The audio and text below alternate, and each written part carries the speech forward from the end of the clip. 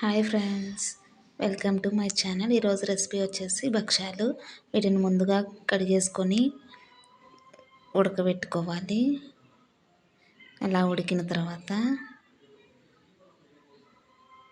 మెత్తగా ఉడికాక అందులో 1 కప్పు బెల్లం వేసుకోవాలి. నేనైతే షుగర్ కూడా యాడ్ చేశాను. అందులో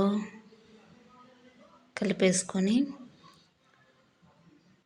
కొంచెం కొబ్బరి పౌడర్, అలాగే ఇలాచీ పౌడర్ వేసుకొని కలుపుకోవాలి.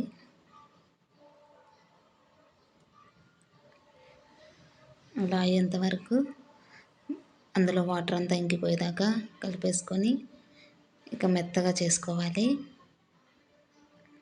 ఇప్పుడు 1 కప్పు మైదా పిండి, అలాగే 1 కప్పు గోధుమ పిండి తీసుకొని కాస్త సాల్ట్ వేసేసుకొని కొంచెం ఆయిల్ వేసుకొని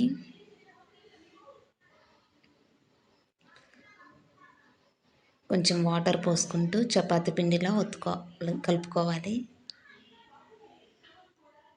అలా చూపించిన విధంగా కలుపుకొని పక్కన పెట్టేసుకోవాలి. ఇప్పుడు ఒక పేపర్ తీసుకొని కొంచెం ఆయిల్ రాసుకొని చపాతీ పిండిలా ముద్దలు చేసుకొని అందులో పూర్ణం పెట్టేసుకొని రౌండ్గా చుట్టేసుకోవాలి. ఇప్పుడు చపాతీలా ఒత్తుకొని 2 వైపులా కాల్చుకోవాలి. వీటినైతే ఇలా చేసుకుంటే 10 days వరకు పాడైపోకుండా చాలా టేస్టీగా ఉంటాయి. భక్ష్యాలు రెడీ.